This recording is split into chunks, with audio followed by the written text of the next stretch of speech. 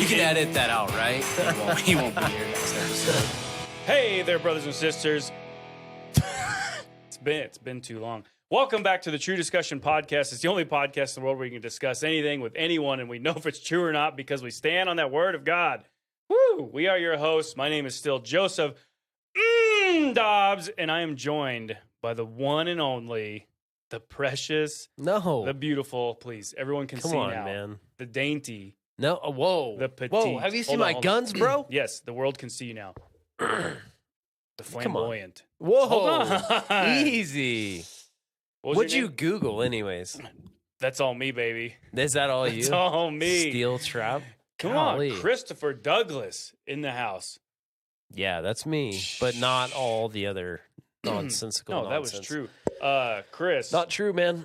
We took a little bit of break, and you can clearly tell I stumbled over that intro there. Yeah. What happened? Was it been like 3 months or something? It's been 3 years. That's probably why I forgot. So, yeah. You know. I don't think it's been that long. Cut me a little slack. Dude, is this good to be back or what? It is. I'm excited, man. I'm excited. So, some big stuff. For one, I don't know if you know this, but it's our year anniversary. Oh, yeah. Because I was checking out the dates, and actually it was September 11th exactly, I think. Oh, was it? Well, because we did a zero episode that sort of explained who we are, what we do, and then the first one was, I believe, September 11th.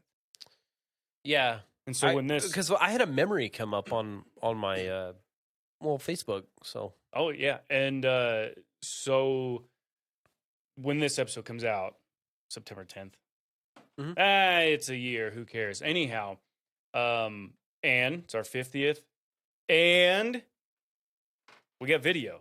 Video podcast, man. So which is really cool because it is. I mean, some people are probably just going to listen to the podcast like normal, so good for them. But then, we're going to integrate the YouTube platform. So if you want to see our ugly mugs, you can do that. That is a sad thing. So now people are probably going to tune in and be like, "Yep, those guys have faces for podcasts, and they should have kept it that way." You know what is great though is that the frame is it can't see that you're not wearing pants, so that's cool. Yeah, it's not the shot. They don't need to know.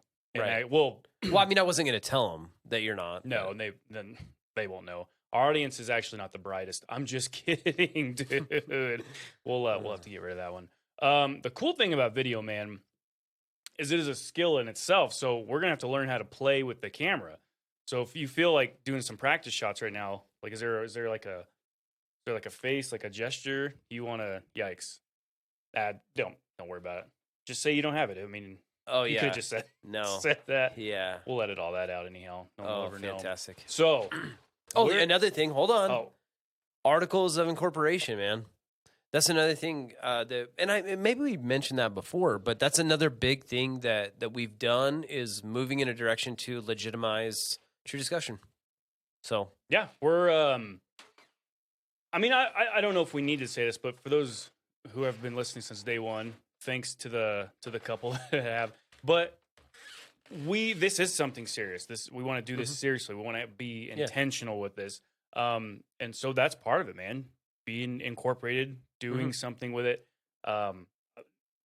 Brother, I'm excited. And so we do apologize again to the listeners, to the now viewers, for the break. We were trying to work on stuff. Topped on top of busy life schedules and yuck. But anyhow, some blood, sweat, and tears went into it. We hope you enjoy the Now Podcast Studio and the podcasts that are going to continue to come out now. I'm excited. Yeah, it's just going to get better and better.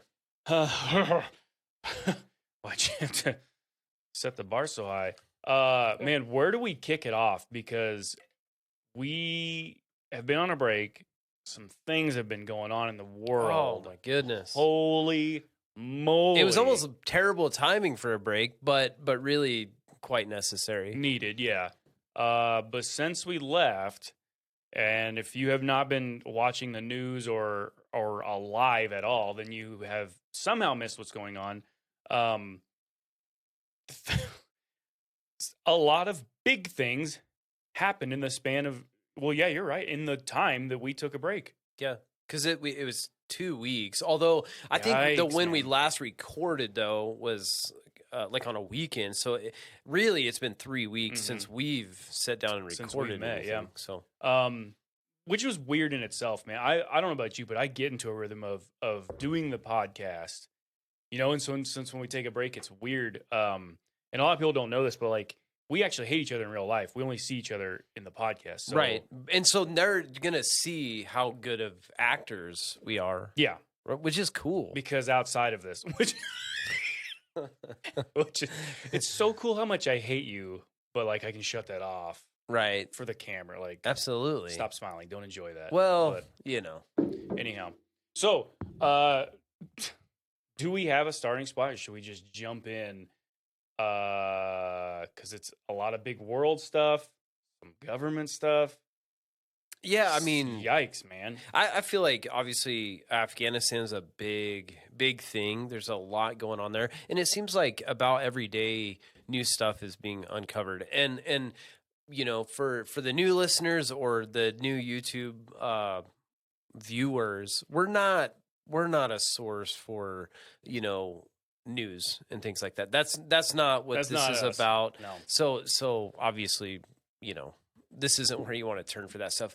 But the reason that we bring a lot of this stuff up is because of the Christian biblical worldview that we're constantly trying to develop and strengthen in the listeners and in our own lives. And the reason that the Afghanistan stuff is so relevant, one, is because we are Christians first. I mean, God-fearing, Bible-believing men.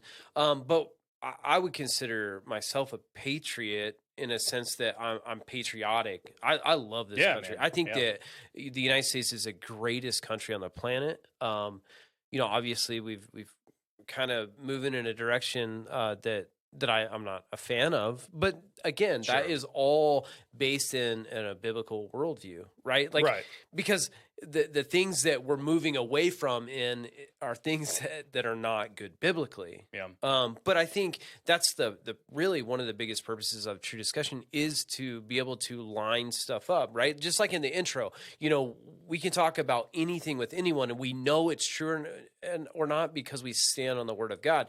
The Word of God is our standard. And so, again, why does Afghanistan matter? Well, there are people, Christians and Americans that have been stranded. Yeah. And, the whole exit, obviously, we're not trying to rehash stuff. We're not a news source. It was done terribly, terribly. I was reading a little bit of an article about, the State Department. I mean, they flat out refused to grant official approval for private evacuation flights from Afghanistan to land in third-party countries. Did they give a reason as to why? No, no, there's no reason. Well, and what's I need it. What the head of the State Department it starts with a Blinken or Abraham Lincoln. I got it. It's not, but he had. I heard him just in a little interview saying that they were not aware of any hostage situation and things like that. And so, and again, I'm not a news source, so I can't confirm or deny what they did or did not know or what's actually going on. But I do know that there are people that are making efforts to recover people. I read an article about a special team that went in and got this woman and her three kids, and then the State Department tried to take credit for it, and they blasted the State Department like you had zero part in this, and so it's just it's interesting, man. And the thing is that it's scary too because as a Christian, these people are. I was listening to VOM in the last couple of weeks, and they were talking about how there are some Christians that have said, like, we're not leaving. We feel called to stay here. And their the mentality is interesting because they're so certain of their death, really, right? That they're going to be martyred, that they're going door to door. There's some that are going door to door and they're sharing Jesus. Wow. Because they're certain that they're going to die and they're willing to lay it down for the Lord. And man, that stirs some stuff in me, man. Like, Oh yeah, what would I do in that situation? My yeah. goodness. Well, and it's So, one of those things that we all have to be honest with ourselves and ask that question: what would I do in that situation? right. I would like to think I would know, but I don't know until I'm in that. And so to hear that kind of stuff going on, pretty awesome for someone to know, right? To be certain of a death that's coming. Right. I mean, the potential is absolutely there. The circumstances there, to be like, yeah, but that ain't gonna stop me. I'm here, so I might as well keep giving the gospel and going door to door. I mean, Yeah. geez. Well, the love for the Lord. I mean, my goodness. And it's not, I can't imagine that it's like, oh, yeah, I'm looking forward to being martyred. And that's why I'm doing this, you know. I think it is a genuine love for the Lord, obviously, you know, but then a genuine love for people and the urgency. And two, recognizing that, man, there is very little hope in that situation. I mean, so much so, you know, we've all seen the videos of the ladies like handing their children over the barbed wire fence, or people like hanging on the side of a plane, you know, because of what is certain to come. And it's scary. And, you know, that's something that I really struggle with, is just that ideology of devaluing really some life, but just how it's hard for me to imagine how anyone could treat life as just so throwaway, you know. Well, and you know, you bring up the visual of these mothers passing their children over the fence, right? I was talking about that with old Mrs. Dobbs. Like, imagine being in that situation. Imagine the thought of, I don't want my child to stay here because I know what's coming. So I would rather give it away right now and hope that it gets a better chance. Right. And I'll, let's be honest, probably never see it again instead of keeping it here with me. Imagine being in that situation. Wow. Yeah. I holy I moly. can't. I mean, that's tough. But but at the same time, I mean, the absolute desperation, that's hard. And, you know, this is the other tension that I think we have to manage, you know, because we've kind of given, you know, social justice a hard time. And I'm not necessarily opposed to that. I feel like as a country, and I know that there are mixed opinions and things like that, you know, as far as it goes to being in Afghanistan, you know, is that, you know, should we be there? Should we not be there? You know, that kind of thing. That's you can have your opinion on that. My opinion would be that, you know, you got to do what you can do to help establish, you know, what they need, but really it's not our job to make another country be another America. Right. You know what I mean? Like that's, yeah. And I'm sure there's people on both sides of that. Like, Sure. yeah, absolutely not. I do think that, you know, when you have the ability, I think that you should render some aid, but at the same time, you know, if people aren't willing to stand for themselves, like, what are you doing? Right. You know, and it's no different, like on a micro level, right? Like if you have a you know, brother or a friend, you know, who, let's just say they're an addict, and you do all that you can to help them, right? Like you taking late night phone calls, you set up with them with, like, when they're struggling, you go to their house. I mean, you're like, man, I'm with you. I'm suffering with you, man. Right. Like you got to stay clean. You got to make those choices. You know, when you're struggling, give me a call, you know, or whatever it is. And you make every effort to help this individual. But let's just say he just keeps going back to it. You know, at some point, do you say, well, hey, you know, there's no hope? Well, I don't know if I'd be that callous, but at the same time, I feel like, man, if you're not willing to do the things to make your situation better, you know, I don't know what I can do for you. Yeah. So does that compare? Or do you get my? No, I get, because the analogy, I agree with you. Obviously, it's a good and noble thing to want to. Well, I mean, we're commanded. We should be loving. We should help this person. Just like we should stand up against evil. Right. So over in Afghanistan, we should. But there is a limit. I mean, can I even do anything? right, to this person or to this country, where it's like, Right. gosh, we're not 'cause going where to do you rule dr- you Right. as a government. Like Right. you have to stand on your own 2 feet. We'll give you all the tools. Right. We tried and- helping and setting right. up and establishing something, and I'm with you. There is a line somewhere. Now, do I have that objective line? I don't. I think Right. it's on the individual to go, Sure. look. Well, and we're not in positions to make those decisions either. No, but no.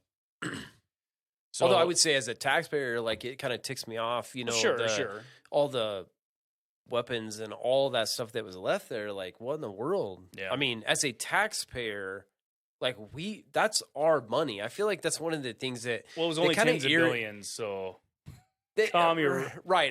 your I roll. paid just a very small fraction of that, yeah. but that's not the point. I feel like that's something that irritates me about people is that all these spending bills and that type of thing. That's our money, Right. As taxpayers. That's ours. Yeah. And so to be so frivolous with that, to me, there needs to Right. be some accountability for sure.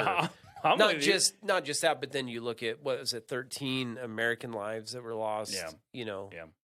Which is tragic. I mean, and Yeah. definitely could have been avoided. Let's poke at something real quick. So I want to see if I don't know if this will upset anyone or not. But the 13 fallen, that's awful. Mm-hmm. It's awful, right? And yeah. my goodness, big ups to them for giving their life. That's awful. Me and my wife were talking though.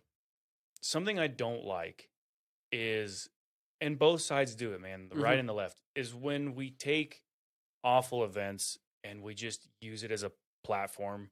Sure. So yeah. these 13, man, I think it was the next day families were being on the news, camera in their face, and they were being, now obviously they're willing to be there. So I guess that's Sure. fine. But gosh, part of me's like, can we just leave them alone for a little bit? Sure. Yeah. We don't have to use this to make our political point. It makes a political point, and I get that because the point is true. Sure. But part of me's like, can we stop doing that? Yeah, I get what you're saying because I can't remember who I was talking to about this, but I read a headline of an article. I did not read the article, but I agree with you. You can read. Yep. Not allowed very well, but but the headline of the article was something along the lines of Pelosi would not allow the names of the 13 soldiers to be read. Yeah, okay. yep. Now, I did not read the article. Okay. But this is the thing, is that what is the context? Right? What was Sure. going on? Was Sure. it not, maybe it was legitimately just not a permissible time to read these names. Maybe they had already been read. Maybe someone was using that as a platform, right? Just to get an article, like a title of an article. I don't know. I didn't read it because, again, my hope is that, and I'm not a fan of Pelosi, but at the same time, I feel like maybe it wasn't a permissible time. I don't necessarily see her like actively hating America, Right. although you could say by policy maybe, But she hates him. But again, Yeah, right. You know, that's this not moment, my argument. right, in this situation. In this situation, maybe there was something going on, I'm and I with feel you. like maybe there's no context. I'm with you, man. Where it happens time and time again, and on both sides. We see something in the news and we go, we immediately just get upset about that, right? If I read an article that says Pelosi would not say the 13 names, then you immediately go, why not? You get right, but it's like, just hold on, right? Is it possible? Right. Is it possible? Yeah. That there's a reason why these names were not released yet. Right. Maybe we're trying to identify. I don't know. I don't know the answer, but anyhow, the joys of trying out the new studio for the first time. But both sides do it. I guess that's the point. No, I agree. Man, if that can, let's make it full circle back to the why we're here. But because truth matters. Truth matters, and so it's so easy for both sides. We're all guilty of it. We've seen something that emotionally stirs us, and we don't even need to hear the rest of the story. Sure. We made up our mind. That's bad, and nothing that could follow that could justify it. I don't need to hear the rest of the story. Right. Vaccines and masks, right? Like, just, can we just Truth matters, man. Right. Yeah. Let's get to the bottom of it. Ask questions. Certainly don't be afraid to ask questions or challenge it. But you shouldn't just accept everything immediately, right? Now, hey, if something comes out tomorrow and Pelosi does say, yeah, I refuse to give those names because I hate America, then I'd be like, well, yeah, I could have told you that. But I don't know yet. Hey, and maybe someone listening does know. Maybe someone knows the reason why she didn't give the names. Right. Yeah. I don't know. Who knows? Maybe there's a good reason. Maybe there is. Maybe there. You're right. It could go either way. It could go either way. And I'm not a Pelosi fan all of a sudden. Right. Am I? I didn't read the article, but I feel like, to me, most titles are for that reaction, or like what you're saying. Oh, can you believe this? You know, it's clickbait. They want you to. Right. Now, so actually, a funny thing about that is stuff started out that way to be clickbaity. It was designed to get an emotion so you would read the rest of the article or watch the rest of the video. Right. However, now I think it's kind of backfired, and now that's how we get our news. Right. Is by the headline. And we're like, I don't even need to read the rest of the story. And so it's like, nah, you're kind of foolish for doing so. Because actually a recent example of that is Rolling Stone. Did you hear about this? I don't know. So some medicine that's being used, it's like I'm going to get my facts wrong because I don't know the whole story. So someone listening, don't be afraid to correct me. But a medicine that we have been using, I don't know if it's a dewormer, something. All of a sudden, they're telling us it's bad. You shouldn't take it. Don't Is it mess the with it. ivermectin? Maybe that's what it is, because that sounds familiar. Okay. I'm botching this story. No. Anyhow, Rolling Stone ran with an article of how some couple years ago or whatever, it flooded the hospitals because of how many people it killed, and we should not be messing with it. That story was absolutely not true. And by the time did they run it? I don't know. And by the time it had ran, I guess some few other big news outlets ran with it, and so oh my goodness, and so we're all guilty of that. Mm-hmm. We see something that fits our narrative, and we're like, oh yeah, let's run with that. Don't need to fact check anything. Sure, truth matters, man. On both sides. Sure, we're all guilty of it. Oh, We've absolutely. all ran with something. Absolutely, it's just not true. Like that time you said you could beat up a MMA champion female. I mean, I never said that. I'm quite aware and in tune with reality, so I know I couldn't. I mean, I would get owned. I agree with that, Chris. You would. Yeah, and as would you, bud. As would you. Nah, we don't. But we don't know. I hope that someday we are so big time that we know. I can set that up and watch you get destroyed. Hey, today's the day we finally get a no. Dobbs, are you regretting this? How's that leg feel? I'll be busy that day. Yeah, he will. Getting beat up. Miss Nunez, take it easy on me. I wanted to go somewhere too. We were talking about life being so disposable. I mean, so throwaway. The situation we described earlier. Now, it's just interesting to. We're not making that up. You can watch the videos of this. These women passing their children over, right? To go from that to the woman making the choice of, hey, I'm so afraid for what's coming. Mm-hmm. What is most likely certain coming. Right. I would rather give my child away because why? To a complete stranger. Right. You know, carrying a rifle. And why? To protect that baby's life. Mm-hmm. Contrast that with the hatred against Texas going on right now. Good grief. What is going on? I don't know, man. So Texas now has a ban on abortion. Does it start at detection of a heartbeat, or is it at 6 weeks? Which could be the same thing. But yeah, I feel like it's no, it bans. So Texas Republican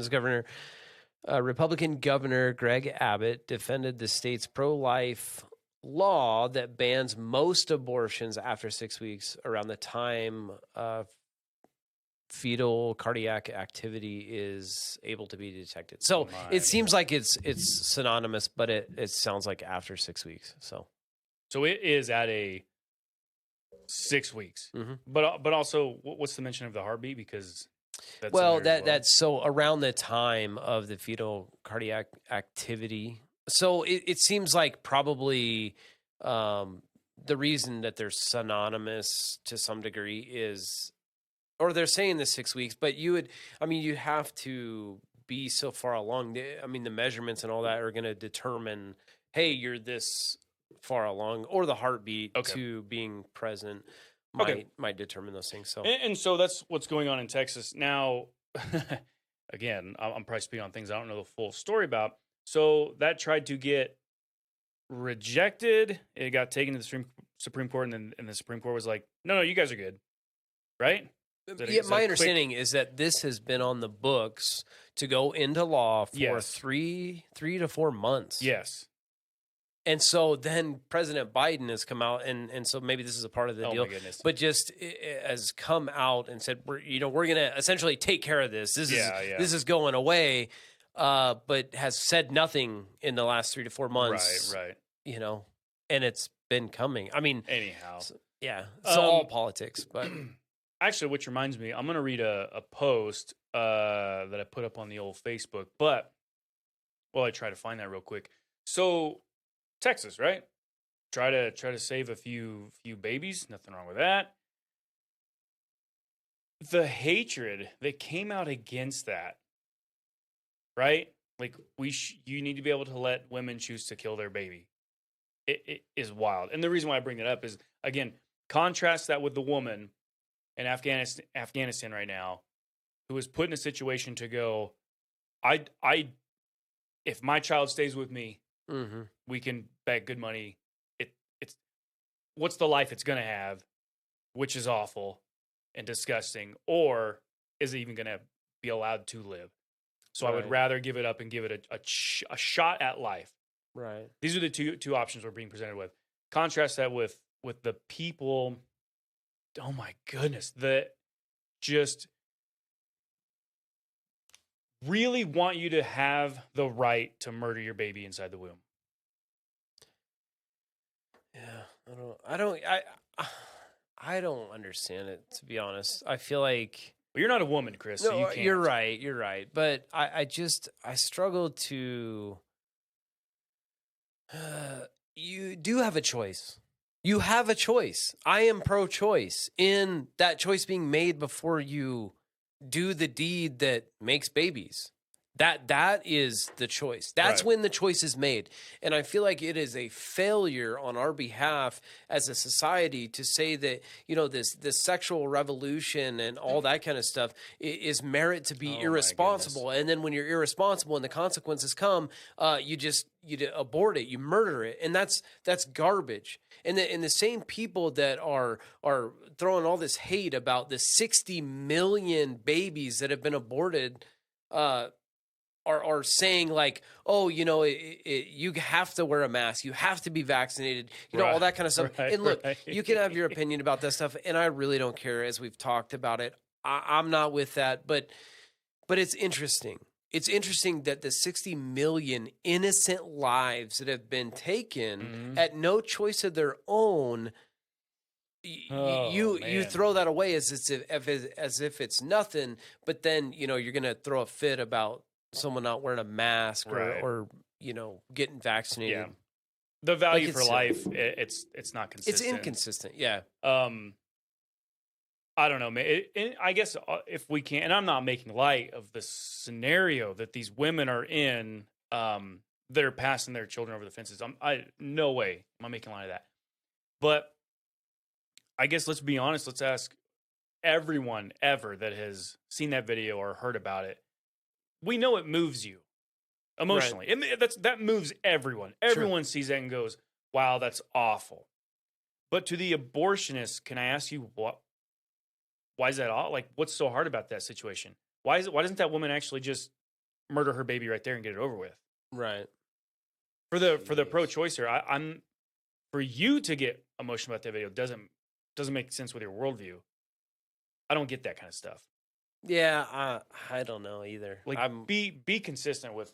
You do make a good point, because if you're consistent, it's like, because any of the arguments that you hear for someone's pro-choice is like, my life is gonna be hard, or whatever the argument is. Yeah.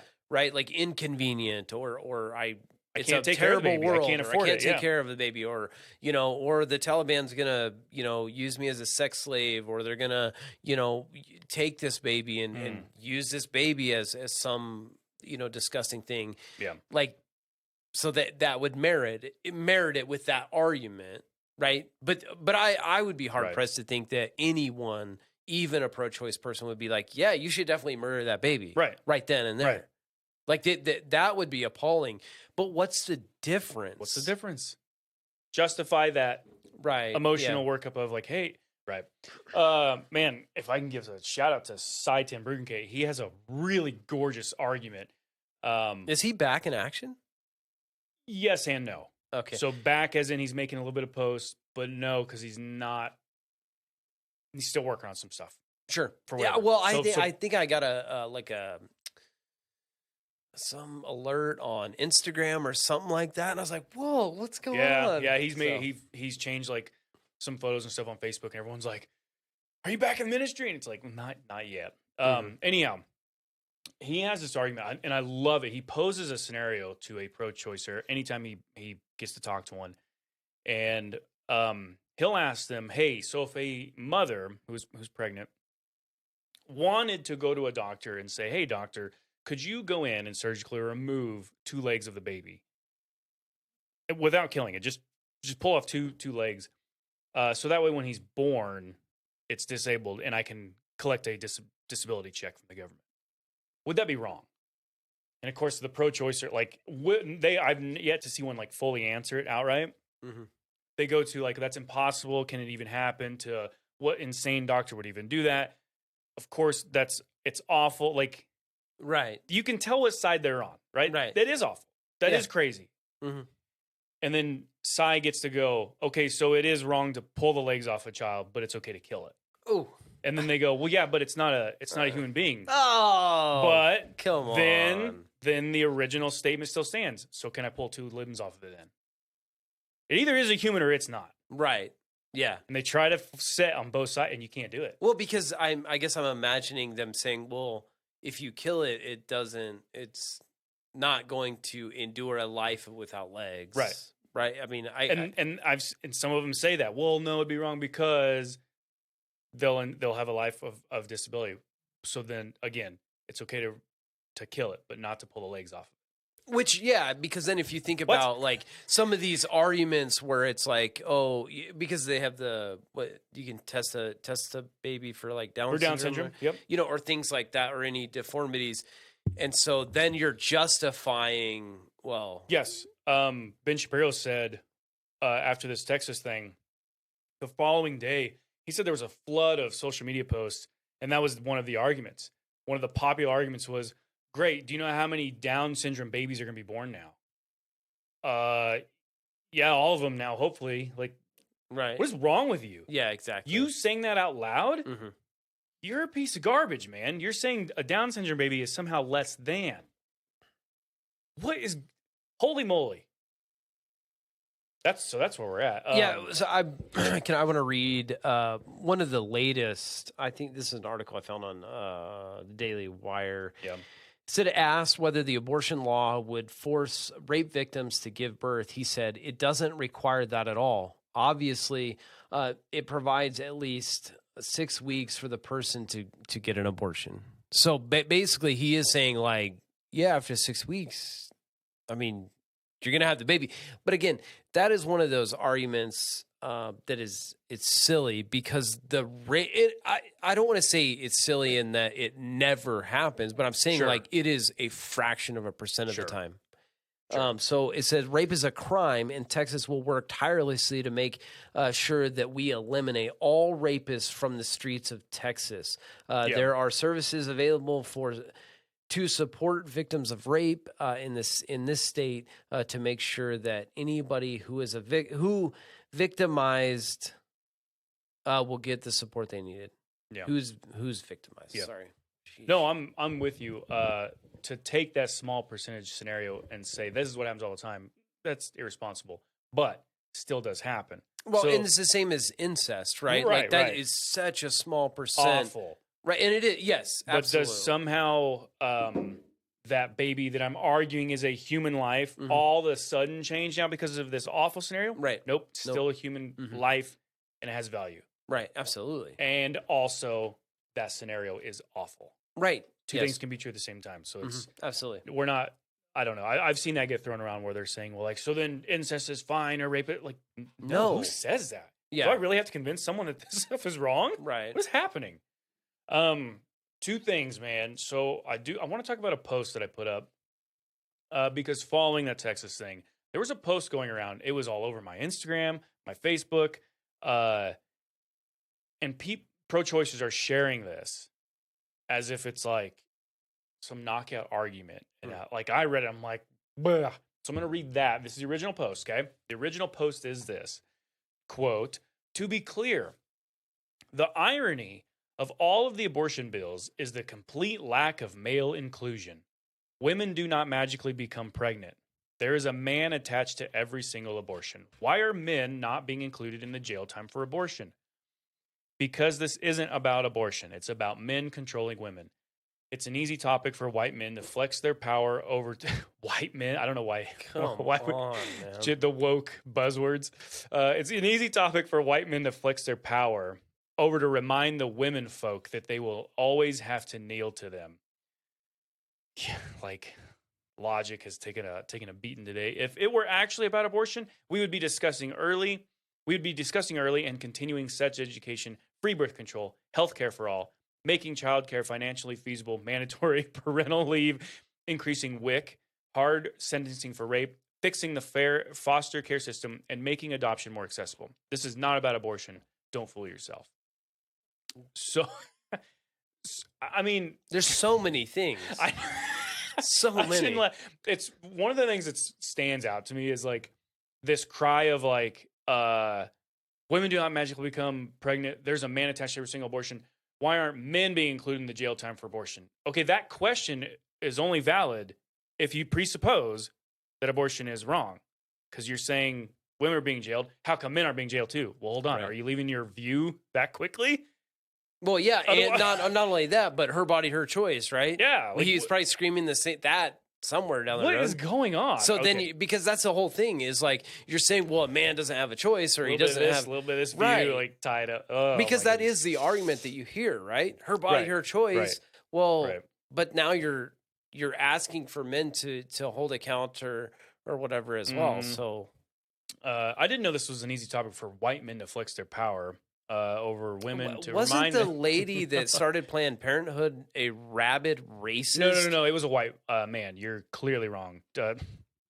History should be taught. Move on, Chris. You're embarrassing yourself, please. This is done to remind women folk. I like that they threw that in there because that's a jab at like the dumb white man that we're trying to paint in this picture. It's probably a white guy who wrote this too. It is. Oh, actually weird. Weird. So he would know. Flexing his power over the women folks that they will always have to kneel to them. Like, dude, it looks like it really appears that you have a low opinion of women. Like this post is uncomfortable, man. Okay. Anyhow, I kept seeing it a lot. Like, it's popular, and I kept seeing all my pro-choicers post it as if it's some like argument. I'm like, you know what? Like, that's the kind of thing I see, and I'm like, we need an answer. Like, we need our version. It seems like. And so I get tired of not having ours. And so I took the guy's post, and I changed the words around so that Christians could share a post as well. And anyhow, so this is the rewriting. To be clear, the irony of pro-choicers is the complete lack of including the fetus's choice. Murder doesn't just magically happen. There is a life attached to every child that is murdered. Why don't they grant the my body, my choice logic to the child in the womb? Because it's not about choice. It's about people wanting to murder the child while it's still in the womb. If this were about choice, then we would be raising our families in good traditional households that instill good values.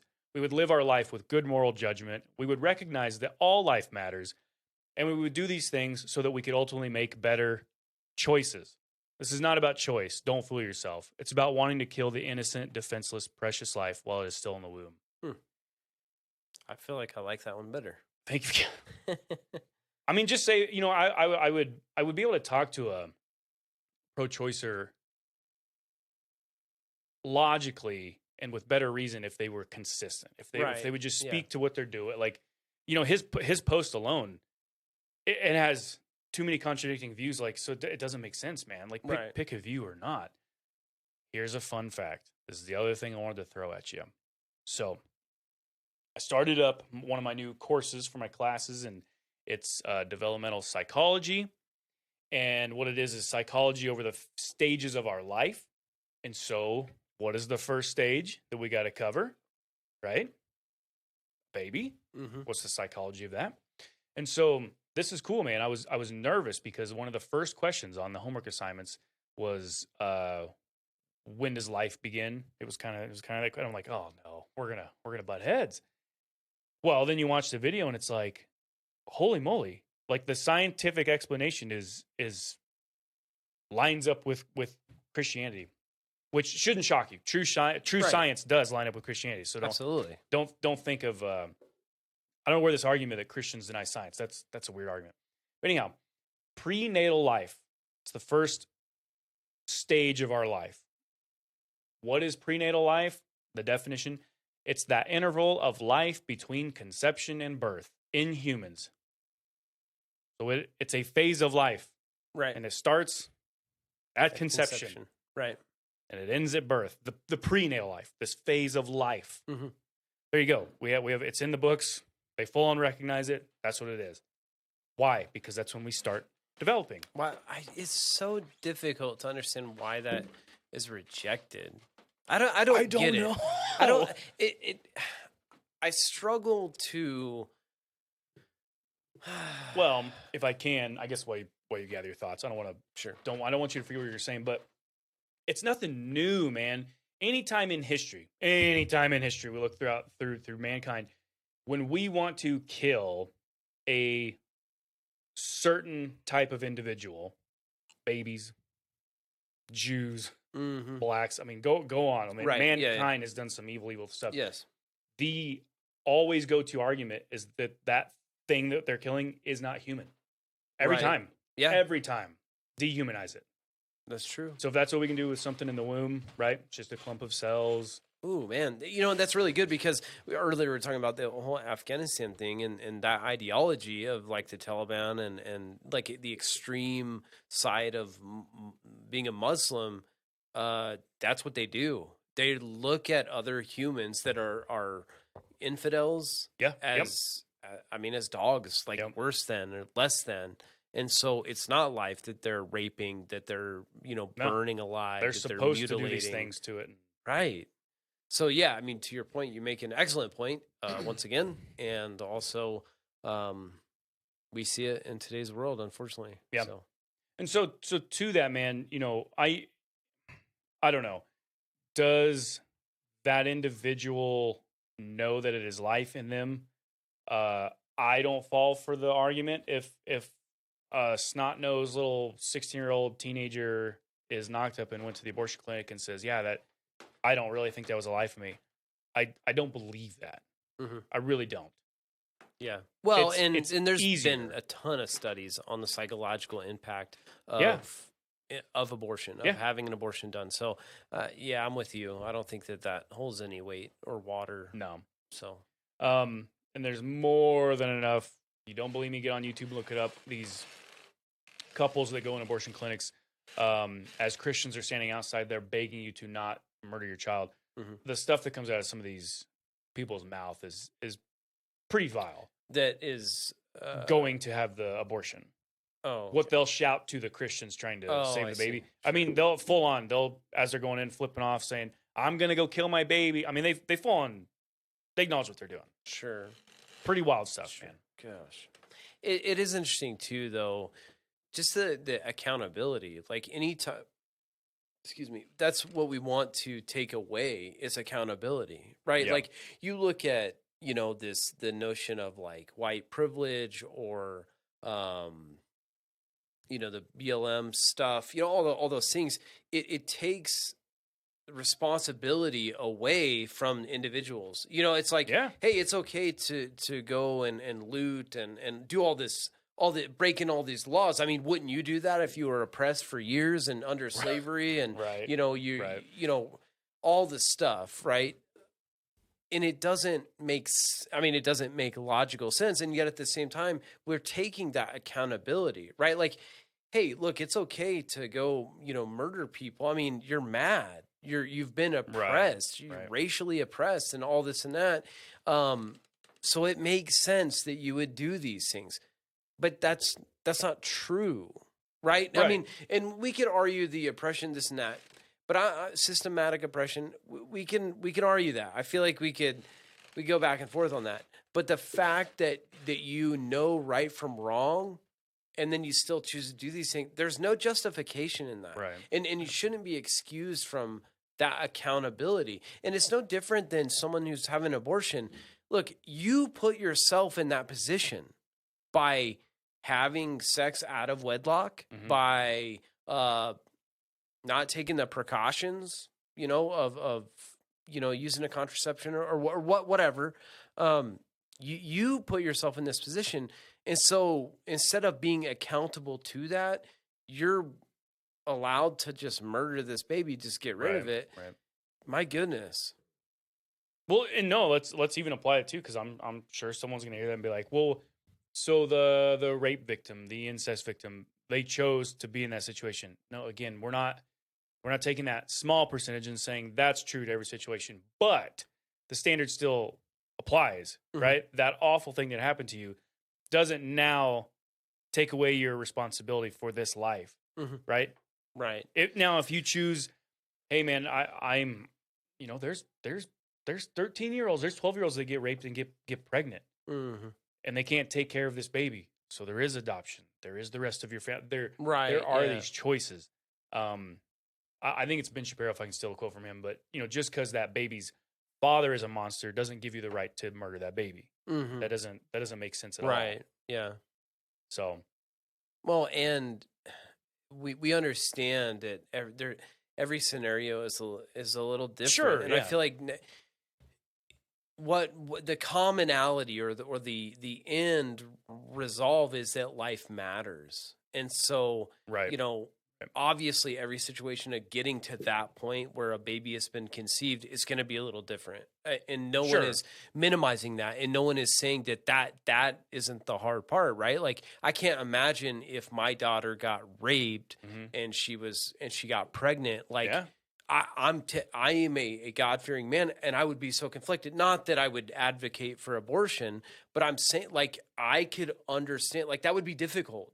That would be very difficult, particularly for her, right? Like, what a horrific event. Yeah. And now, on top of that, you're going to be pregnant, and it wasn't in love. It wasn't in any of those things.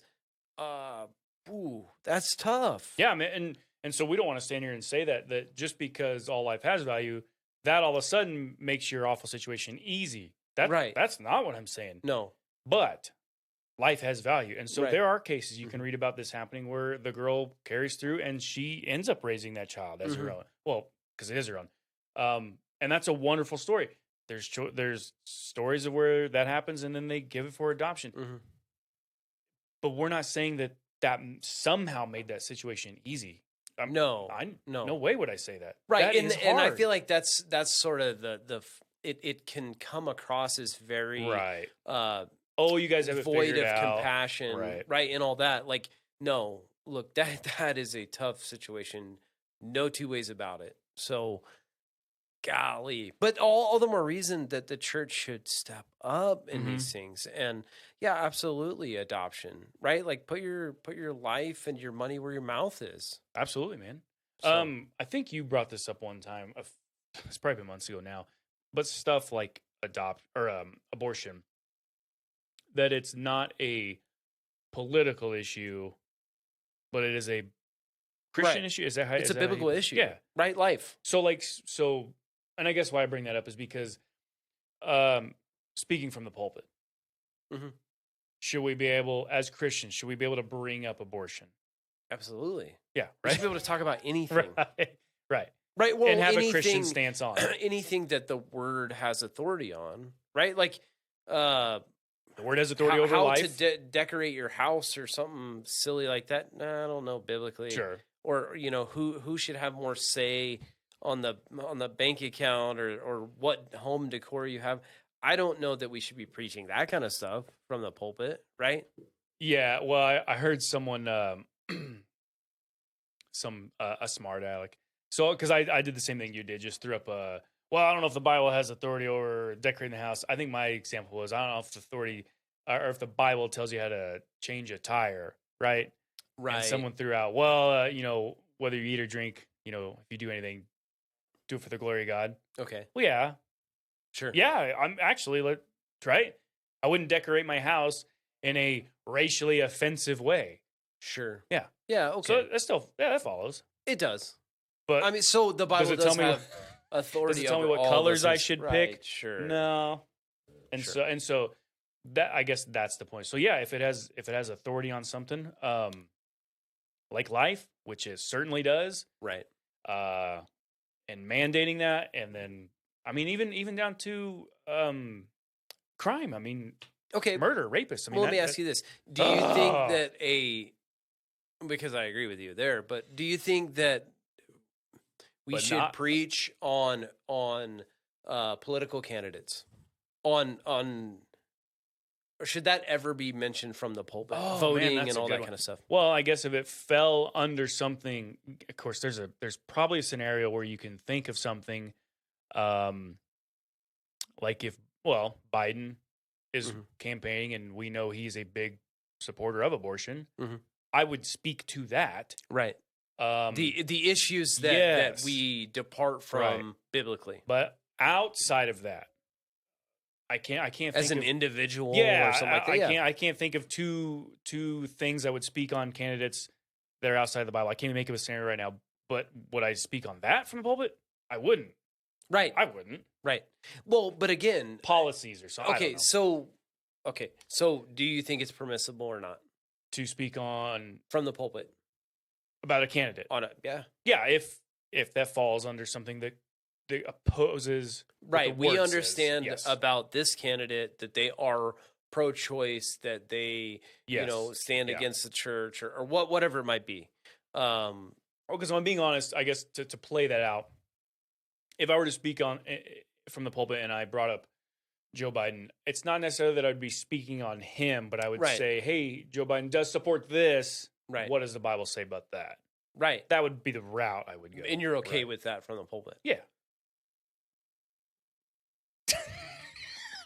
Okay. Because I got one for you. No. I agree with you. I guess my point is that I believe that the church should be stepping up in that. And anything that the Bible speaks on, absolutely 1,000%, that's what the church should be screaming on. Right. We should be railing against anything that opposes what the word says. Right. So let's go to that. A presidential candidate, because we can pick on Trump, right? I love and support Trump, but there's obviously stuff in there that he degrees or what am I trying to think of that would go against Scripture, and so we should speak on that. Sure, right. Don't be afraid to if it goes against Scripture, speak on that. Don't avoid it just because it kind of makes my candidate look bad. I don't care. No, it goes against the word because we don't care.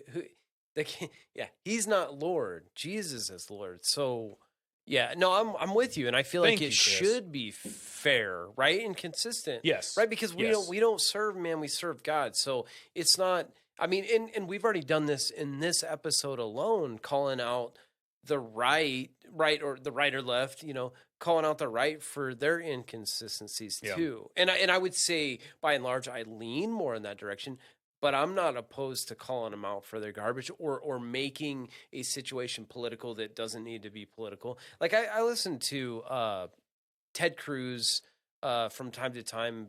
I'll either watch his stuff on YouTube, and he does have a podcast with Michael Knowles, and it's good for the most part. But there are times where I get that, like, man, you're being a politician right now, right? Like you're being oh, and we did this marvelous thing, like to me, it comes off as disingenuous, or if you're like trying to promote yourself or your brand or your name or whatever it is. And again, I understand that being a politician it's about getting votes to some degree. So they're always a politician, 20%. Right. So I get it. I'm just saying for me, like it's kind of just a turnoff to me. Yeah. I mean, I don't enjoy that. I'm kind of interested to see where you fall on this one. So Mrs. Dobbs and I were watching some news the other night, and okay, I'll tell you right now. Where you fall? Yes. So do you agree with me or the news? I agree. I don't know. Tell me your story. I'm sure the listener was like, "Wait, did I already miss it?" No, so we're watching the news, and it's Newsmax, which I've grown to love. Okay. And I can't say the guy's name because he was filling in for who I actually like. So anyhow, this fill in, for like 2 or 3 nights in a row, man, his opening like 10-minute monologue was that what is going on in Afghanistan, the 13 lost, and the others that have died.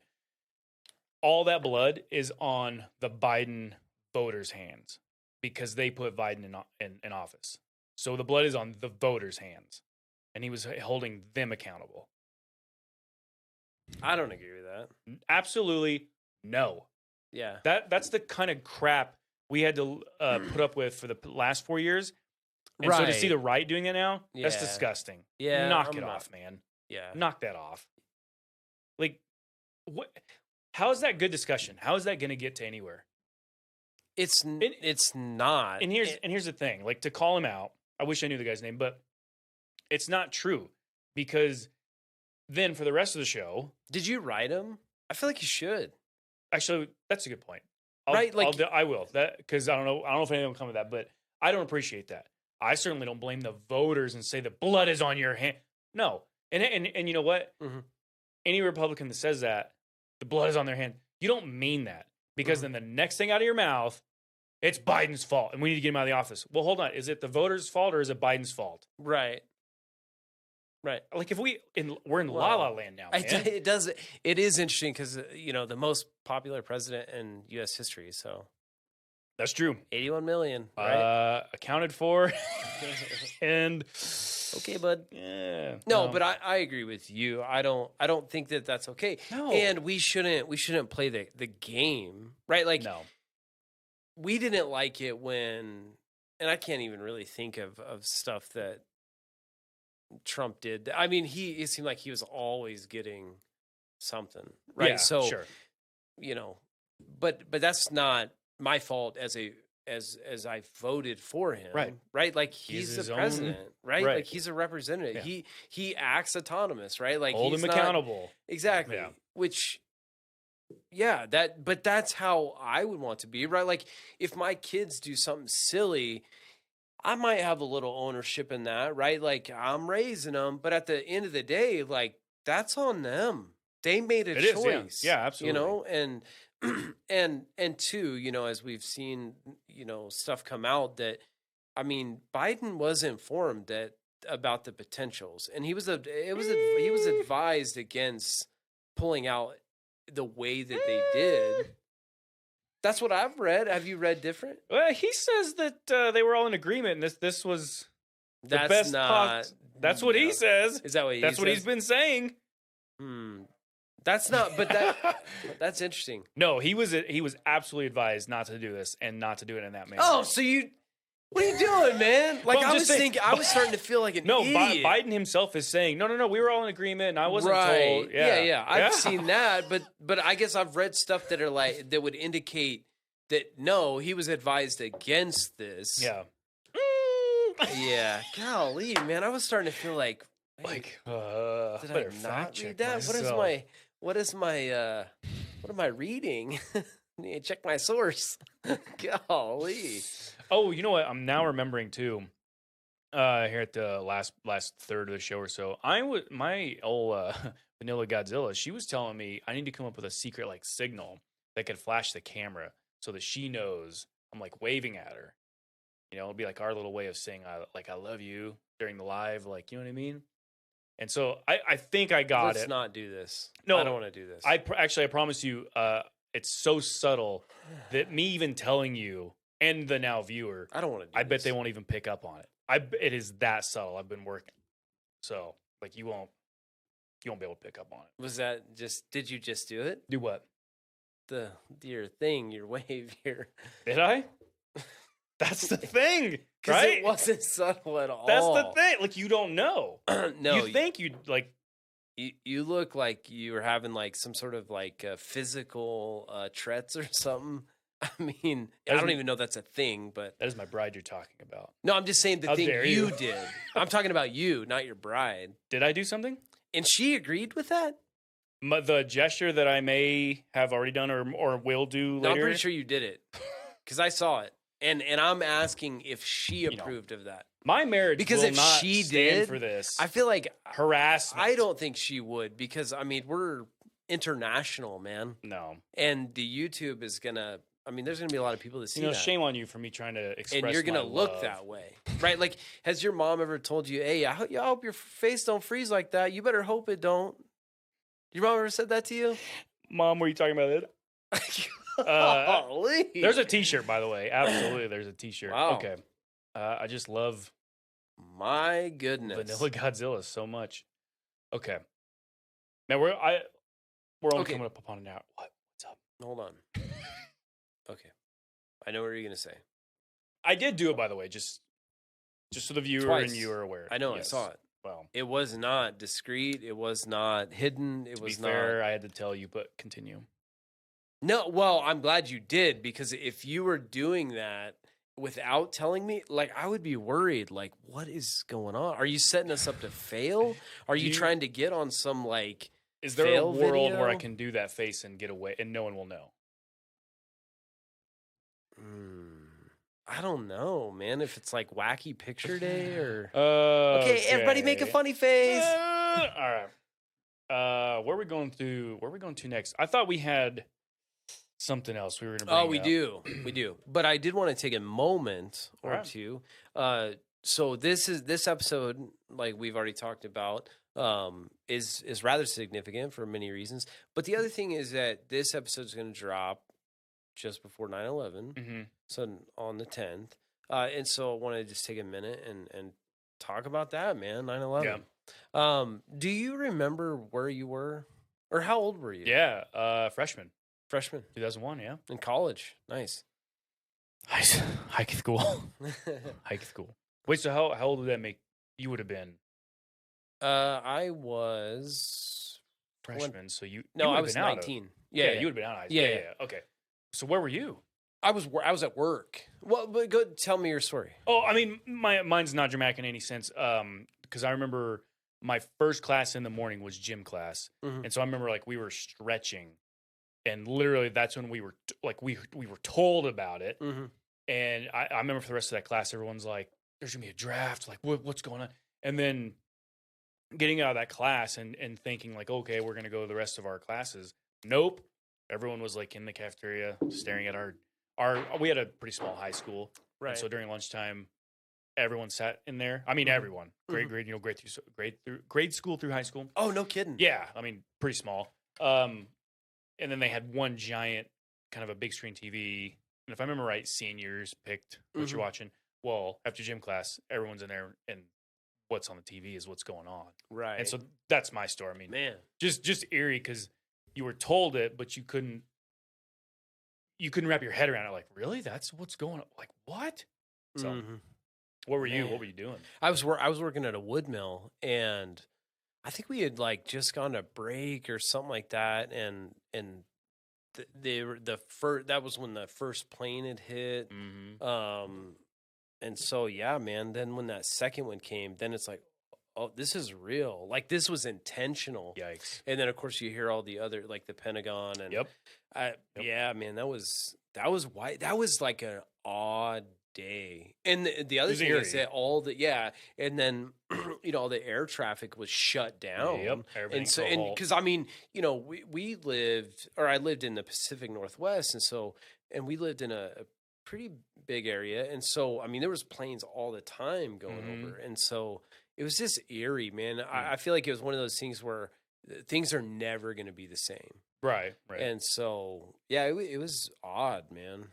I talked to, we had a tech come out to the power plant where I work, and we invited him over to have dinner with our family, and we were talking, and that's one of those questions that I like to ask people about that, because particularly older people or people our Sure. age, because that was a significant day, not thinking about how, man, there's adults that were not alive when that happened. Yeah, my students. Right. So That's so weird. that is interesting. Yeah, But yeah.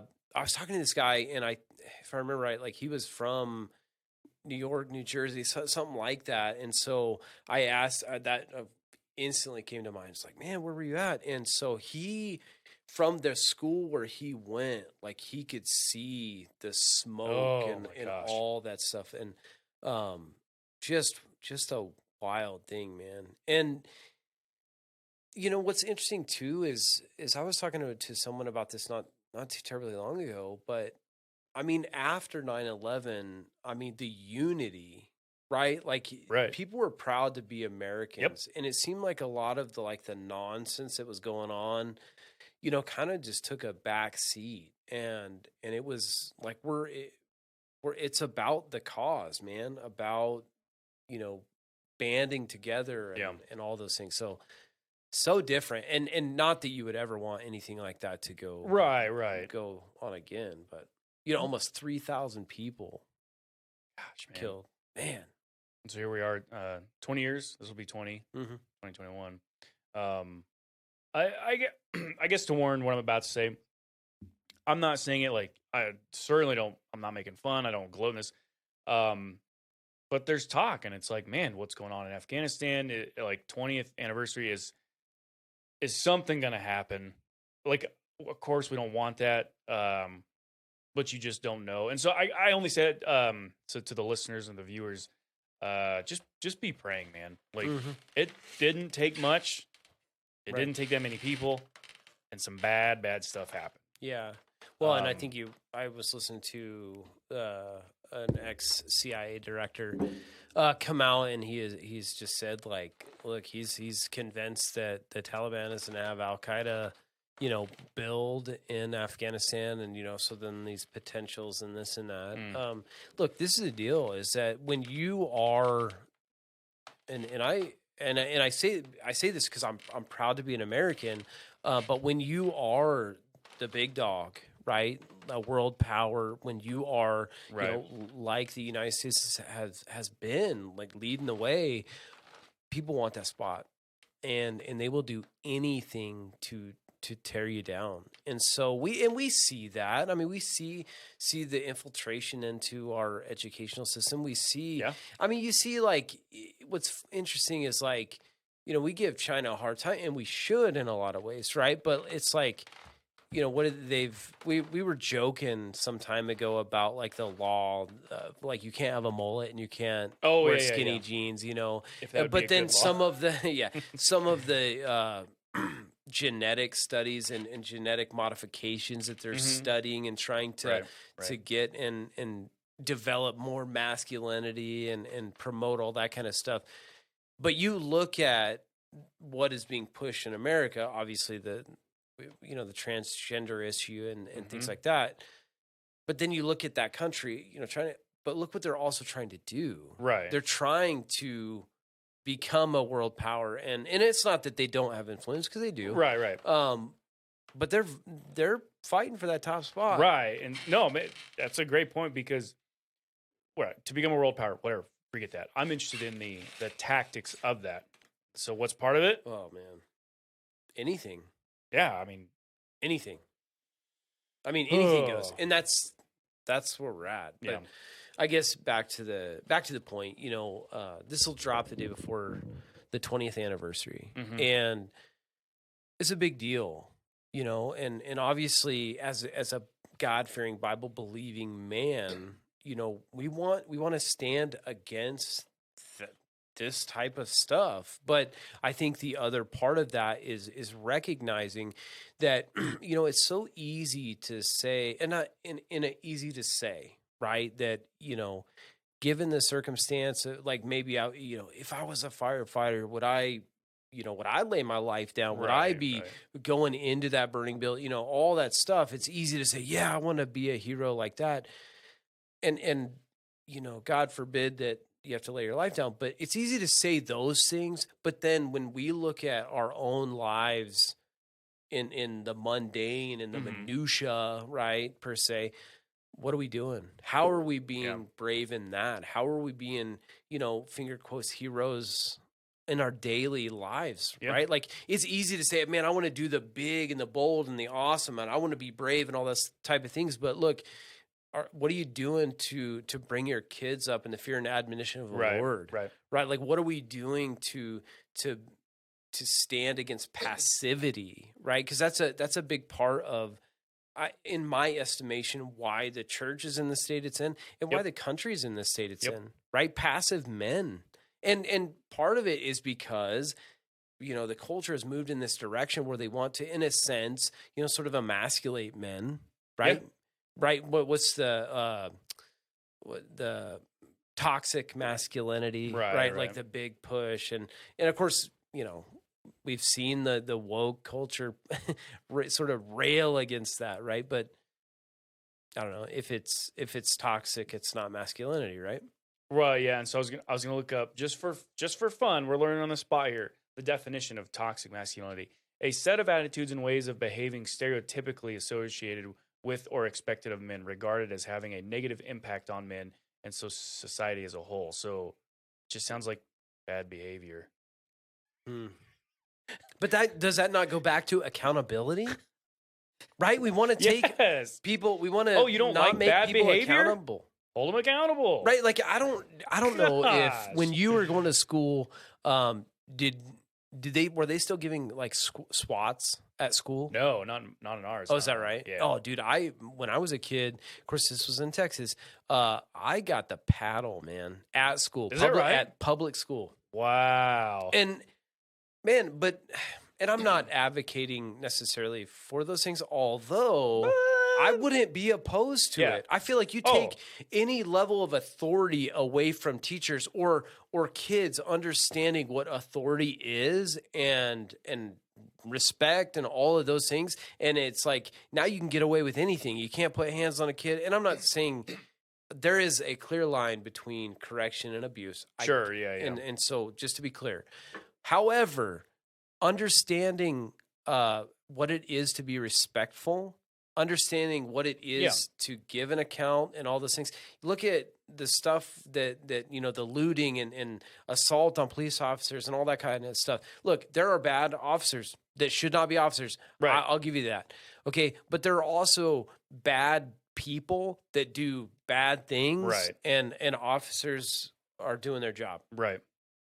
And what if there was this level of accountability, the ability to train, teach authority, respect for authority? What would that do? I couldn't help but notice, I find it interesting that you left out the important fact that all cops are racist. You seem to leave that out. Only the white ones. Oh, excuse me, my bad. So for fun, I looked up the definition for toxic femininity. Ew, I can't believe I said that. I feel bad. I want to go brush my teeth. Toxic femininity refers to the gender expectations that keep women subservient, quiet, and submissive to men's domination and aggression. What? Yeah. So if you're submissive at all to your man, hold on. No, you hold on. No, hold on. Toxic masculinity is against men, but toxic femininity is also against men. What in the world? We just can't win. No. And awful. It's in a man's world. How did we set up those definitions against ourselves? How did we do that? But why? We're really dropping the ball here. Well, you know what? I need to look up toxic children for every gender. I need to look up the definition for every toxic gender. So you already did. You better buckle up. You already did. This is gonna be a long episode. No, male and female. No, there's like 60. God made them man and a woman. And that's it, bud. Well, that's what the Bible says. You need the updated, revised transgender Bible. Yeah. Yes, you do. Yes, you do. All right, man. Stuck in your old Christian ways. This is Bible thumper. Hey, can I ask you something? Yeah. Before you were saved, before you were a Christian, did you make fun of Bible thumpers And did you ever think, I would never do that? Is that even a term you used? I think it was Bible beater. Bible beater. Okay, excuse me. Yeah. I don't know that I ever made fun of him. I don't know. I feel like I'm sure that there was definitely a time where it's like, I feel like I never really looked down on them, but maybe thought like, yeah, that's maybe just not for me. Maybe, I don't know. Because I feel like growing up the way I grew up, I definitely had a respect for. So I don't know. I don't know that I did. Old Johnny Christian over here. No, Excuse me. no. I didn't grow up that way, man. But I'm telling you, though, the influence that my grandparents had on my life in the small windows of time that they were involved, like it impacted me in such a profound way, man. That's pretty dope. That's cool. All right. Excuse me for bringing it up. Oh, but I did want to. Okay, did you have something else? Can I ask you something? You just did. All right. What were you going to say? Well, before we started recording, we were having a conversation, and I had to pull the plug on it because I was like, man, I feel like this is you were drowning to record because I was schooling you so big time that I wanted to gloat in that. I wanted the listeners and the viewers to see this, to hear this, to really feel this. My defeat, your defeat. Oh, look at me. All right. No, I'm teasing. But it was good conversation. It was good conversation. We can pick it right up. I mean, it might be a little bumpy, choppy. But if you want to jump right into where we get it. kind of left off. So now we've talked about this before on episodes as far as cessationism, spiritual gifts. Yeah.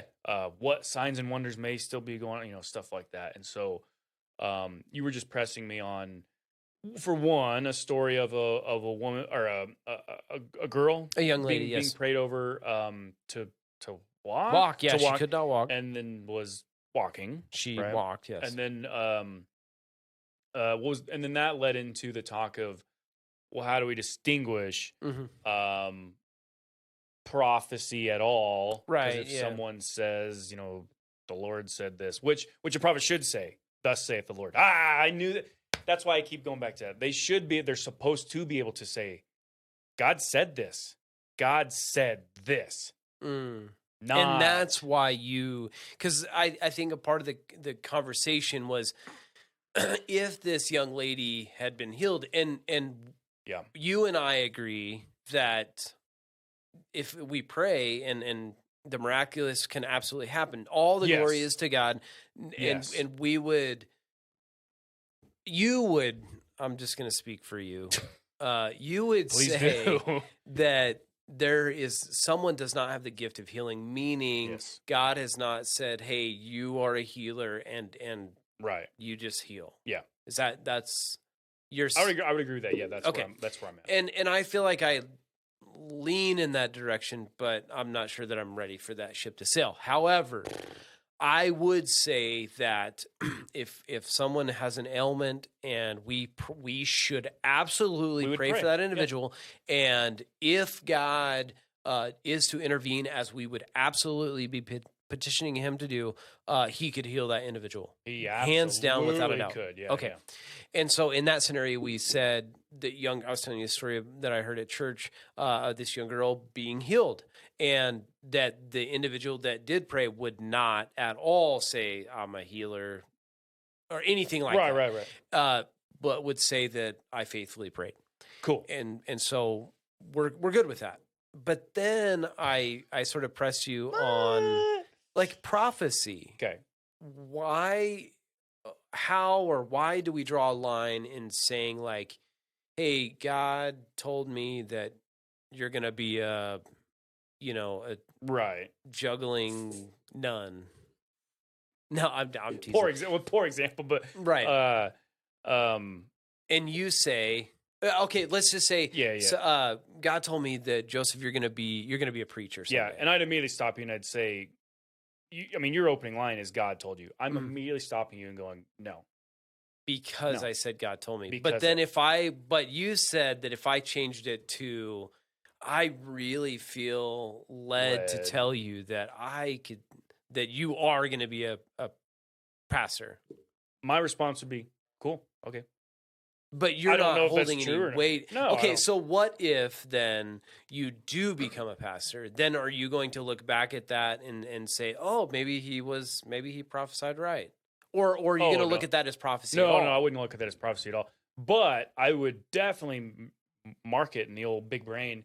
And, It's huge. Your brain is huge. So it's probably going to get lost. But now I don't like to fantasize about what my time with Christ will be like. I'm uncomfortable with that because people do the whole I'm going to ask him this. That's your master. Are you going to bombard him with your silly questions? Mm-hmm. I don't know. Sure, I don't know. But if we do, I would mark then. I'd be like, hey, so years before this thing happened, a guy told me he felt led that I was. Mm-hmm. Was that you? Was it the Spirit moving? That's when I would put stock in it. If if Jesus says, yeah, that was Spirit led. I was trying to push you in that direction. I'd be like, cool. But I don't. Do I need to know that now, or I don't know? But okay, but then let me ask you. So we're gonna wrap up this episode. Does this individual who said that to you, would you say back to the that gift he of prophecy. Then has the gift of prophecy? No, because the gift of prophecy is a word from God. He should be able to say, hey, God said this. But you're not okay with him saying that, but you're okay with him circumventing that by saying, I feel led to say this. What's the difference? Oh, it's an absolute difference. One's a feeling and one's a certainty. God's word is certain. If God said, Joe, you're going to become a juggling nun, I'd be like, holy moly, God, when do I get my transitional surgery? And I already know how to juggle. Man, see, if God says like it is. Sure. But okay, if all prophecy that has ever been told is for the glory of God, okay? Sure. If it is for the glory of God, then why would it be wrong to say, God told me, and I feel uncomfortable saying that. No, I know, so I'm with but you. You're just trying to think out loud. Right. Yeah. If I am saying, man, I really feel like God is impressing upon me that you're going to be in the pastorate, right? If I to say that, now I worded it in a way that's like God, did not say, but I'm saying that God's telling me this, right? Like, I don't see a difference there. You're saying there's a difference. I think you're wrong, which is fine. But you're okay with that. And I don't get that. I feel like I don't know, maybe your big brain's blocked or something. If you have cancer and you have like days to live, days, it's done. You've seen enough of the whatever the doctors have to show you. They're like, yeah, I'm done. And you can feel it too. I mean, people know their body when it's checking in. They're like, yep, I have days left. That's a fact. And so now I'm entertaining if prophecy's still going on today. And I say, Chris, God told me to tell you you're going to live to be 90. That is different than me saying, man, I feel like I'm supposed to be praying for you for a healing. But see, a part of that might be that I'm just simply uncomfortable, right? Like I heard of a situation that happened recently at an event that the individual speaking said, and a part of the problem that I have is sometimes I think that there's this generality of prophecy. Sure. And that makes me uncomfortable a little bit, right? Because I feel like, just like you were saying, hey, if I walk through Walmart and I said, hey, God's telling me, because I feel like that's a great scenario, right? God's telling me, what was it? God is telling me, you go up to individuals and you say, God's telling me that your dad wants to reconcile with you, right? Or something to that effect. Yeah, is that right?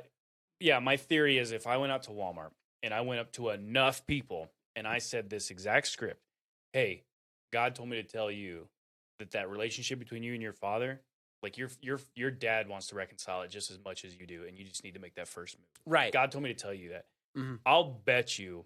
I wanted to shoot low and say I would at least get 1 out of 100. Mm-hmm. I'll bet you I could get 20 out of 100. Who doesn't have a problem with their dad? You don't. I hate my dad. No, I'm just kidding. I love my dad. Yeah. But I bet the number's high. Yeah, and I don't disagree with you. Sorry, okay. No, I don't disagree with you because I feel like that's a great scenario. So, but again, that is this sort of generality of prophecy, finger quotes. And so at this event, this individual said, "Oh, there's someone that," and if I understand right, I wasn't there. There's someone out here. God is telling me that something to do with PTSD and whatever. Okay. And I get it was an encouraging word. I don't recall exactly because again I wasn't there, but I'm just saying that is such a general thing, right? Like if you're at this event and there's a bunch of people, I mean you could say, hey, there's someone out here that's got a headache, and God is telling me that headache is gone, and I'm not dismissing. I can even be more vague. Hey, God's telling me someone needs prayer right now. Sure. Yeah, no kidding, bud. And so it's stuff like that makes me hesitant on the whole prophecy thing. However, I guess I want to be open to being that vessel for encouragement. Sure, yeah, right? Absolutely. So how do you manage that tension? Well, but Scripture does give us a very thorough standard of prophets. I mean, if they're going to come and say, "Thus saith the Lord," which they should be able to because it's a certain word, they're all supposed to provide a sign or wonder to authenticate the message. So that should follow. And then also when they're very done, then they should point you to the Lord, not away from him, because some false prophets try to do that. Yeah. So, I mean, it's all good stuff, man, because I'm with you. We should still be going. I appreciate the tension that you bring because God didn't cease. Mm-hmm. His ability didn't cease. So I appreciate that you're going, well, hold on, but God can heal. God could. Sure, but I guess that's the thing that I've been kind of struggling with a little, or not struggling, but kind of wrestling with a little bit. Is just that, okay, the healing thing, I mean, I feel like we can put that in its own box, right? And say, yeah, God can do that. But then I feel like I'm not able to do that with the prophecy bit. Yeah. And I'm just kind of like, well, how do you reconcile that? Because it does seem like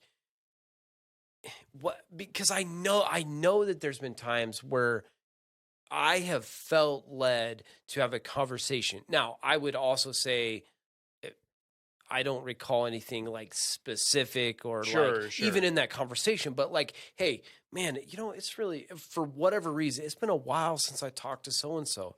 Man, I wonder how they're doing.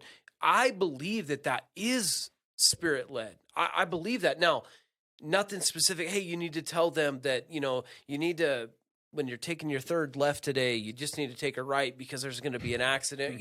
Nothing like that, right? Like it is literally, man, I haven't thought about this individual and I feel led to contact them. And there has been those times where it's like, man, so-and-so has had like a rough go at it. And so like, man, I get to be an encouragement in that regard. And I do believe that is spirit-led. Now, what do you say to that? I'm going to agree with MacArthur on this one and say, in the moment, we just can't know if that is spirit-led, right? I don't have a light that goes off and goes, sure, hey, the Spirit's telling you to text this person. Ding, ding, ding, ding. Because it could have just been maybe something reminded you. Why? Sure, yeah. Absolutely. But why? Why? But maybe something subconsciously made you think of that. Who knows? Sure. Maybe we'll get up there and he'll be like, no, that was me. The Spirit. I wanted you to text that person. Cool. Great. Sure. But to the person who tells me, like, as a matter of, if they're certain and they're like, hey, I know the Spirit wants me to do this, I would immediately press and go, how do you know that? Yeah. Well, because I can just feel it.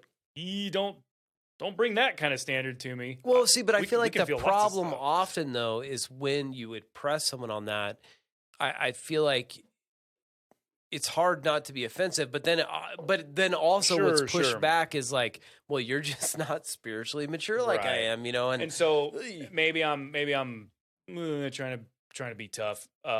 If someone said that to me, what I actually probably would say, if it lined up and it doesn't go against scripture, I'd probably respond with like, okay, I'll pray about that. Mm-hmm. Right.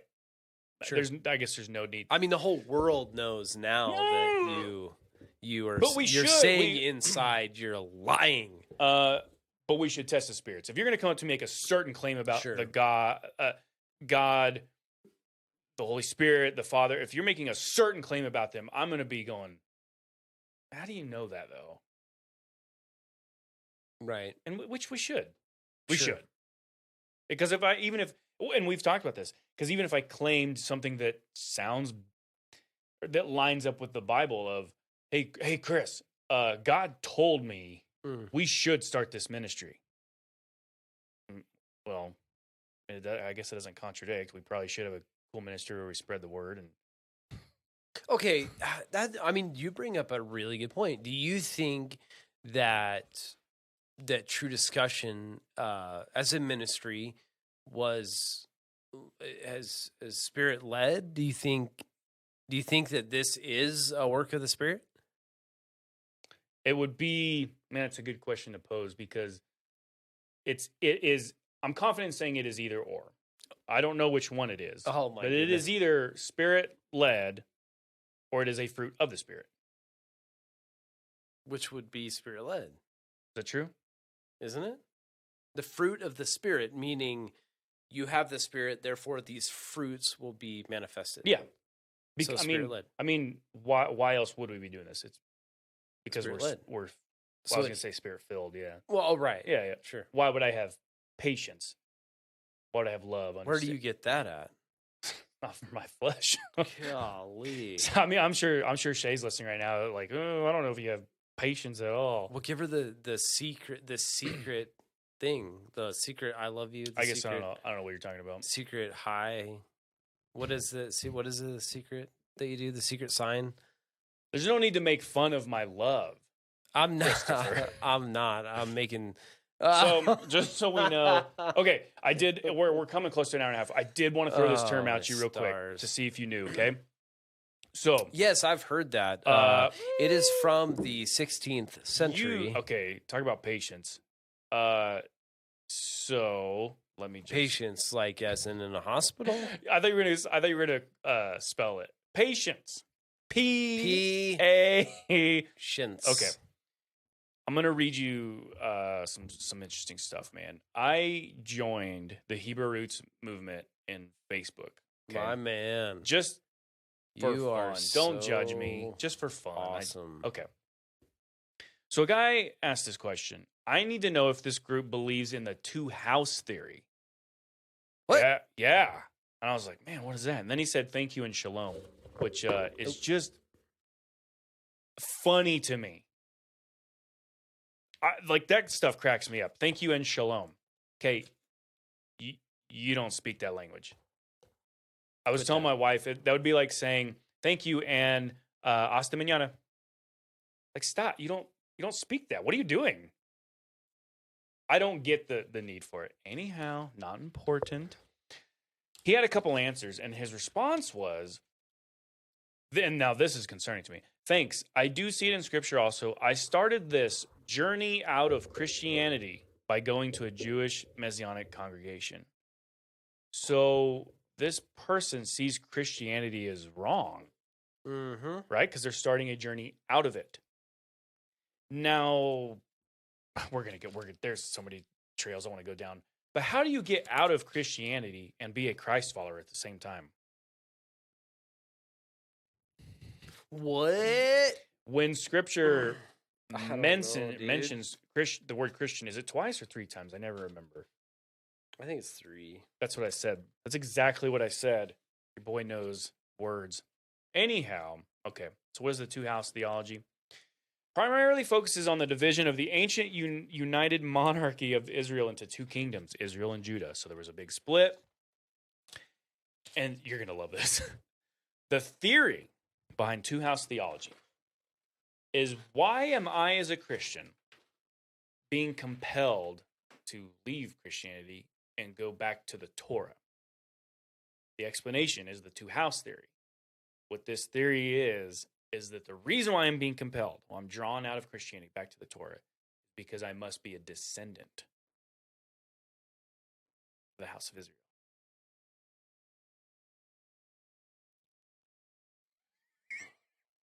And I immediately was mad because to me, it's one of those things that we do as human beings where we try to form something magical and go, see, this is why I have this special thing about me that you don't have. So that's what it is. And I don't like that, man. Two-house theology. I didn't know if you've heard about it. I have not, and I feel like if my eyes could have rolled any harder, they might be stuck in the back of my head, man. Like I just get so. I'm gonna tell you what Paul wrote in Galatians. There, I mean, obviously we've talked about the Hebrew roots movement, and it is a absolutely false teaching. If anyone is trying to persuade you in that, you need to run because they are a false teacher. Now, but hold on, is Paul is his writings even scripture? Like, well. Again, and that would be to my point. There are some in the Hebrew roots movement that would say no. Yeah. And so again, if this is the teaching that you are hearing, run. Yeah. Run, because that is false teaching. Okay. Anyway, in Galatians 6, and this is a reason that I think, and this is the first thing that I thought of was Hebrew roots movement, is in Galatians 6, verse 12. It says, "It is those who want to make a good showing in the flesh who would force you to be circumcised, and only in order that they may not be persecuted for the cross of Christ." Yikes. And so, and again, I think that that's a little different than in a sense in the Hebrew roots movement. However, that is what I thought of, is like you got one foot in this traditional camp, right, and you got a foot in Christ, and it's kind of like, one of them's got to be right, which is completely absent of faith, and you literally have no hope in Christ, then. No, as far as I'm concerned, because you're holding on to the very thing that Jesus Christ. Set us free from. Right, you're proclaiming Him, but that you're going, but I got to do these. I want to do these. No, man. Jesus fulfilled the law. He freed us from the bondage of sin and death. Right? He freed us from the bondage of the law. Yep. Where's that? Hebrews or. And so because of that, you can go on sinning willy-nilly, ladies and gentlemen. You can sin 24/7. Do whatever you please. 3:13, Galatians 3:13. Christ redeemed us from the curse of the law by becoming a curse for us, for it is written, "Curse is anyone who hangs on a tree." So He freed us from that. And so why would we go back into that bondage? Why? The purpose of the law was to show us sin, what the sin was, to show us how wretched we are, and how our need for Christ is so high. And then the grace that we receive from Christ. It doesn't mean that we go on sinning. That's nonsense, as Paul wrote. I mean, he didn't write nonsense, but God forbid. Man. Right. So anyhow, well, I just thought I'd get you a little mad before we wrap up the show. Two-house theory. Look it up. Two-house theory. Yeah. Sounds like... I hadn't heard that. That was brand new to me, man. So I did want to end on a verse. Just because we're back. We got video. We're back, baby. Better than ever. So, man, it's one of my favorites too. John 14:6, when Jesus says, "I am the way, the truth, and the life. No one comes to me. No one comes to the Father except through me." And it's good to be back, okay? But I want people to know that. It's not new, what we're going to stand on, but it's the truth. It is Christ. Thank goodness for Jesus, and He is the way, the truth, and the life. And I like what you just said moments ago, was like, you don't have anything outside of Christ. Mm-hmm. Right? Like, you don't have faith in Christ if you're willing to say, Christ plus. Mm. Like, no, man. Yeah. He is the way. He is the truth. He is the life. Not these other things. Never will be. Never was. And isn't that is the gospel, right? Like that's the good news, because regardless of where you're at, no matter where you're at, if you're listening to this or you're watching this, this episode, it doesn't matter where you're at, what you're stuck in, what is binding you up. Christ is the way. He is the truth. He is the life. And all these other things that we get so bound up on, whether that be, masks or vaccinations or Afghanistan or, terrorist attacks or any of these things that are profound, that do affect us, whether it's addiction, divorce, death of a loved one. I mean, anything. Christ is our hope. He is the way. He is the truth. He is the life. And that is found in him and him alone. And so all these other things are fleeting, and it doesn't mean that they're easy, and it doesn't mean that nothing else matters and we're never hurt or any of those things in Christ. But that is our hope. And so I think a lot of these other things become less material, right? Like we understand that there very well may come a time as we're kind of watching the things change in our world that we in America will be persecuted for Christ. Yeah. And that very well may happen in a lifetime. And it very well may not. Yeah. But that is not our hope, and neither is that our worry. Right? Right. Like that's because Jesus is the truth, the way, and the life. So, but Jesus and some other stuff is the way, the truth, and the life. So that's not what Jesus said. You almost messed up. I got one quick one for you. Quick little question? Yes, a really quick little nugget. I'm going to draw this thing out, buddy. So we're commanded to love everyone. Yes. Love thy neighbor, right? We should love them. And love should feel like love. And that. All right, wrap it up. We know what love is. So, and that's the second greatest commandment. We should love. We should love our neighbor, right? I think that's okay. So I guess I'm asking the Calvinists, why would God command you to love his enemy when God himself hates him?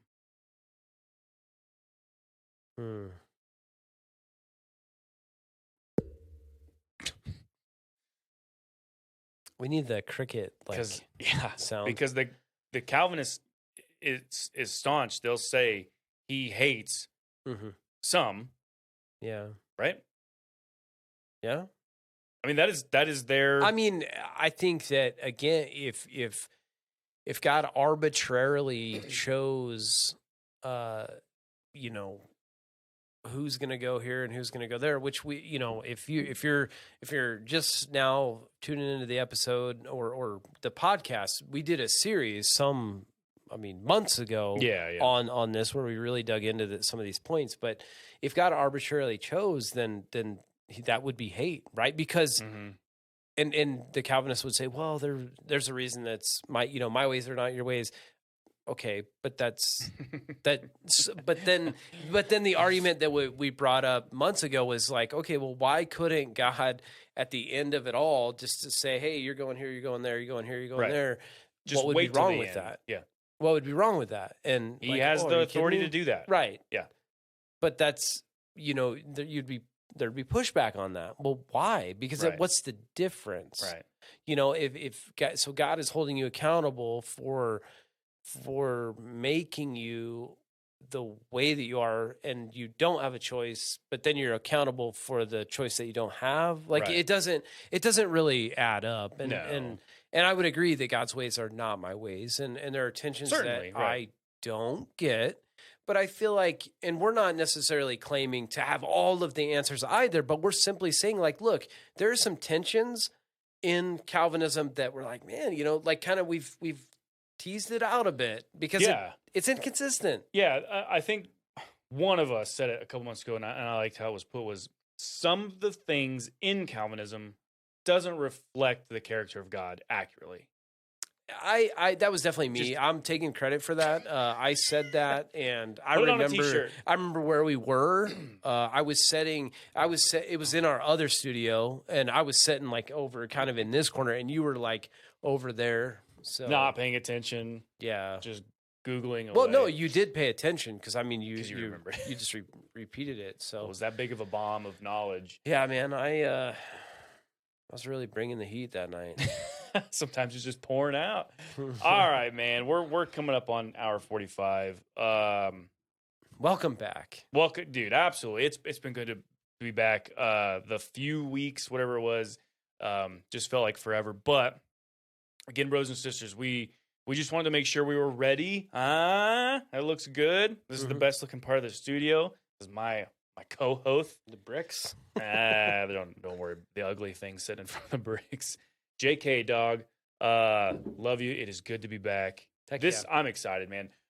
Again, this episode will drop September 10th. So actually, if we can go back to, not to like bum anyone out, but September 11th, man. The day after, I like what you said was, man, remember the day after how all of a sudden we everything was put aside and all of a sudden we were all Americans.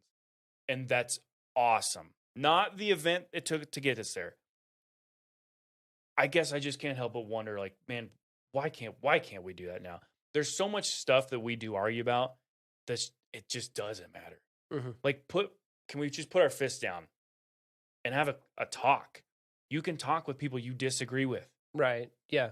Well, and really, the true discussion. I mean that's what we need to promote. Yeah. Like a true discussion society, man, where we're able to engage, because you're not going to agree with everyone, but being able to have a conversation and be able to say, like, man, I don't agree with you, however, I hear you, and I think that we would get a lot further in that. Just as a culture. So well, I think so, because I think you can have a loving relationship with someone you disagree with, but Absolutely. Now it's like we're being taught that that's not so, that we should just be divided. If you think differently, that's because you're a moron and I can't possibly talk to you and talk any sense to you. Okay, well, maybe you're wrong too, but like, we don't know because we're not having a discussion. Shoot, someone should make a podcast about having a true discussion. But anyhow, that's a story for another time. So, brothers and sisters, man, I guess that's where I was going with, right? This coming weekend, do that.